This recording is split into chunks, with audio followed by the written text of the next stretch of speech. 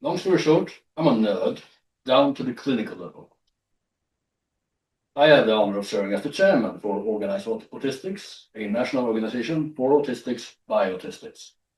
So, if nothing else, I bring credentials in weirdness and a lifelong professional curiosity about how people like me, like us, navigate the ongoing work in progress that is modern life. Today, I want to talk about something that changed my life and then changed again. Fittingly, for our webinar, I want to talk about the internet. Not the internet that you know today, filled with influencers, live streams, and engagement metrics. The internet today is shiny, fast, connected, omnipresent, but deeply curated. It's an internet with training wheels and safety ratings. I'm talking about the early internet, the chaotic, text-based, slow-loading, and deeply weird one. The one that existed before everything got flattened into brands and timelines. Because for people like me, that internet wasn't just a communication tool, it was a miracle. For the first time, I was on equal footing with other people, a level playing field. One where what you said mattered more than how you lived saying it. One where my strength, language, focus, niche interests were finally useful in a social context. One where I could make my point, and it didn't matter if it looked like I was emoting manually. It was a refuge, a workshop, a proving ground, a battlefield sometimes, but a homeland always. And I want to tell you what that meant and why it mattered that we're losing it. Let me take you back, just for a moment, to childhood. I don't know what your childhood was like, but mine, like that of many autistic people, felt like trying and failing to play a game where everyone got the rulebook except me. School always, playground politics, casual conversations. They all ran on some unwritten script of which I never got a copy. A look that said, stop talking. A laugh that said, you're a joke. A silence that said, you broke a rule you didn't even know existed. Offline stages could hinge on a look, a laugh, a gesture I didn't understand. And when you get it wrong, there's rarely a second chance. That's the thing about being autistic in a neurotypical world. You feel like you're constantly failing tests you never knew you were taking. That isn't to say that everything was bad. I had friends, I had interests, but socially, I was always chasing a moving target, reacting late and never quite catching up. And then, my parents brought home our first computer, a big, beige, plastic monstrosity, built like a fridge and just about as fast. Came with a 56 kilobit dial-up modem that screamed at you before connecting. That noise still lives somewhere deep in my nervous system. Nails on a chalkboard. It blocked the phone line, and I was only allowed online after 6 p.m. because the rates were cheaper. I was usually poised and ready at about 5:58. And then when the clock finally struck 6, I stepped into another world.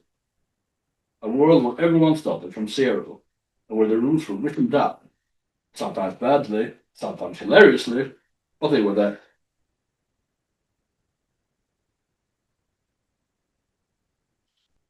Where what you wrote mattered more than how quickly you picked up on a sarcastic smirk.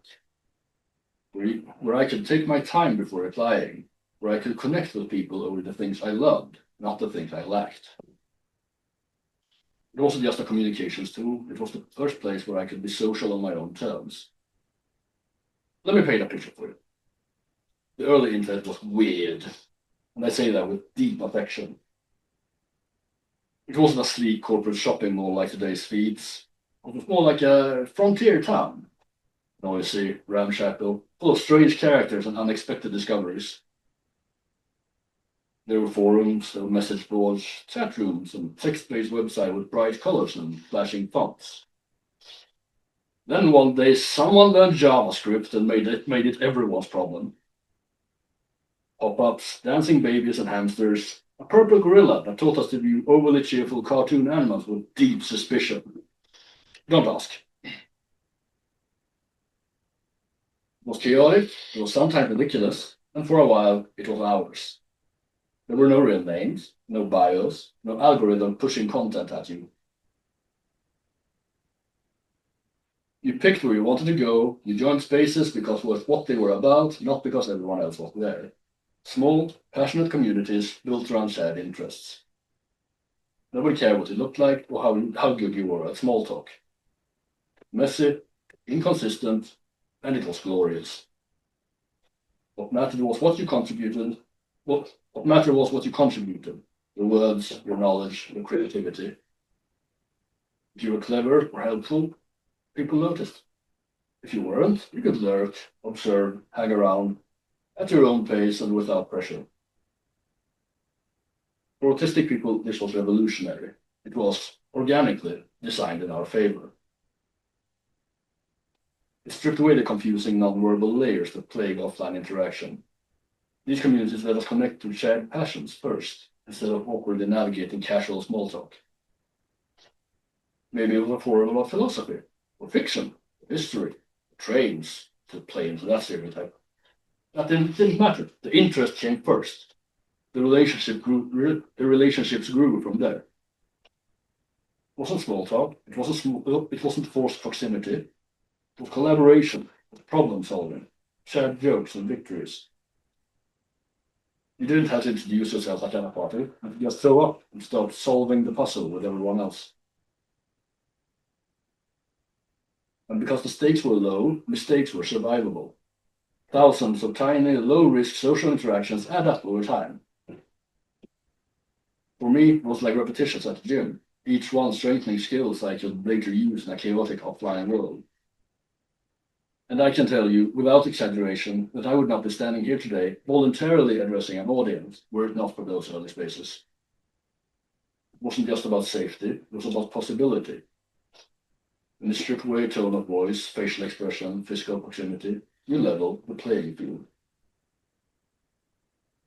A world where you can be judged on your insight, your effort, and your curiosity, not on how convincingly you perform neurotypical rituals. I joined communities around books, around video games, mythology, languages, insects, music, you name it, and I wasn't unusual. The early internet was full of people like me, people who dove deep into their passions and didn't apologize for it. Some of us were autistic, a lot of us obviously weren't. But the environment rewarded the things we tend to be good at: focus, pattern recognition, obsessive knowledge. We spent hours refining a forum post. We could argue about the rules of vampirism or lycanthropy. Who'd win a fight between a pirate and a ninja? Or whether a bullet made of ice would function in real life. You could write essays, and people would read them. In some corners of the net still, users jokingly refer to themselves as autists, part self-deprecation, part badge of honor, part raw description of behavior. I don't use that word lightly. I use it here because I was there. That blend of manic focus, deep knowledge, and comfort in the abstract it was autistic in nature, even if men didn't realize it at the time. It attracted the introverted, the oddball, and the obsessive. It's not that everyone online was autistic, but the environment emergently created what many of us needed: explicit rules, opt-in engagement, low-pressure learning, and communication stripped down to pure intent. Online, none of the usual barriers applied. You didn't need to be charming, you didn't need to be fast, you didn't even need to be confident. You just needed to show up and care. And for a long time, that was enough. Let me break down the mechanics because they matter. Asynchronous pace. You could read, think, and respond in your own time. A slow reply wasn't a social sin, it was normal and expected. Text first.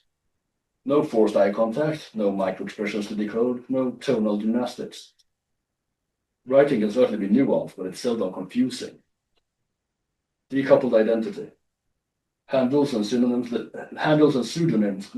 lets you be known for your ideas before your biography.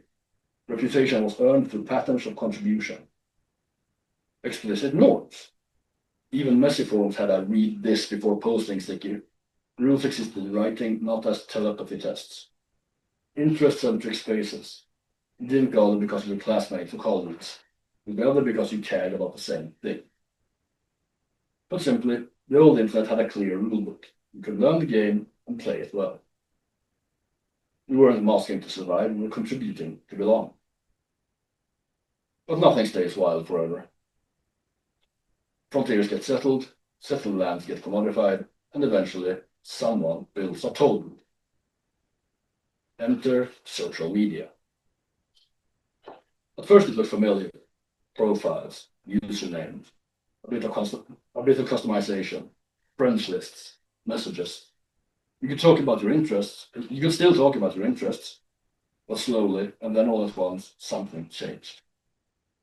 Platforms like Facebook, Instagram, Twitter, TikTok shifted the entire culture, and they weren't built for people like us. They were built for visibility, for speed, for performance. Let's break this down. First, anonymity turned suspicious. You were expected to use your actual name, your real face, and your location. For many of us, anonymity wasn't about hiding, it was about safety, and about a space where your words were enough. When anonymity disappeared, so did much of that safety. Second, audiovisual dominance.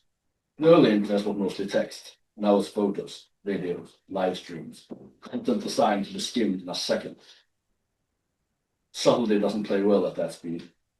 For autistic people whose faces don't always match our feelings, or whose tone is naturally flat, this shift was devastating. We went from being judged on words to being judged on performance. Again. Third, algorithms. We used to choose what communities to join. Now the content comes to us, curated by opaque systems. And algorithms don't care what's thoughtful or meaningful. They care about what keeps you scrolling. That usually means extremes: anger, fear, clickbait, dopamine hits. The slow, careful discussions we thrived in, buried under a flood of noise. Gamified hierarchy: likes, shares, followers, clout. The new internet is built on social currency, and the rules of that game are invisible, constantly shifting, and rarely fair. Sound familiar? It's the same opaque, ever-changing system many of us struggle with offline. The very thing the old internet freed us from came back with a vengeance. The level playing field was gone. Instead, the offline world encroached on the online world. Appearances mattered more than ideas, speed mattered more than depth, the loudest voices won. I'm not saying no autistic person can thrive on social media. Some do, brilliantly. I know I follow someone. But the system itself, it wasn't built with us in mind, and often it punishes the trait that once made us strong online. So where does that leave us? It would be easy to feel bitter, to say we had something good and they took it from us, to retreat entirely. But I don't believe in giving ground so easily. Yes, the internet has changed. Yes, much of what once tilted towards autistic strength has been eroded, sidelined, and made niche. In trying to make the internet for everyone, they made it, from our perspective, for everyone else. But we are still here. It's okay to grieve what we lost. The early internet gave many of us our first clean wins at being social on our own terms. That mattered. But the point isn't to rebuild 1999. The point is to work with what exists. Keep what helps, skip what doesn't. If video rewards performance you don't enjoy, don't perform. If text helps you express yourself better, use text. If algorithms shout, step sideways and choose deliberately what you consume. For autistic people, that's not retreat, it's strategy.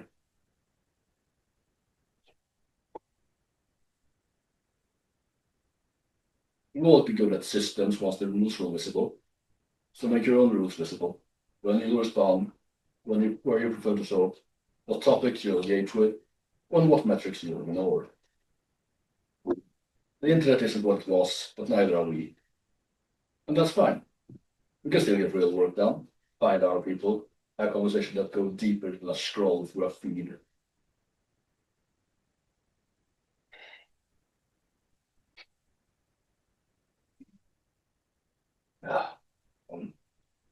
want to close with something practical, something real.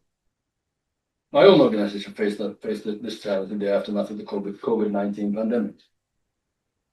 For years, our local chapter thrived on in-person meetups, local autistics finding each other and meeting up at the local library or cafe for a fika once in a while. Those connections were our lifeblood. And then, almost overnight, that was gone. At first, like the rest of society, we scrambled, but necessity breeds adaptation. We shifted our focus online. Instead of pausing until things went back to normal, we asked, what would a new normal look like if we built it ourselves? So we began experimenting with digital meetups. Over time, it evolved. Today, those online meetings are still running and have expanded into a running schedule of interest-based gatherings. A creative writing group where members read their work out loud and give each other feedback. Arts and craft sessions where someone knits while someone else paints, and everyone talks freely in a relaxed environment. Single sex groups where people can discuss sensitive and personal issues without fear of judgment or misinterpretation. And the Friday night hangout for relaxed conversations and camaraderie.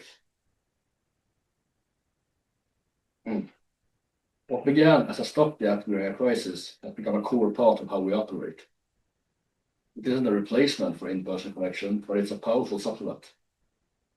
These spaces wouldn't exist without the internet, and they show us what's possible when we use digital tools intentionally.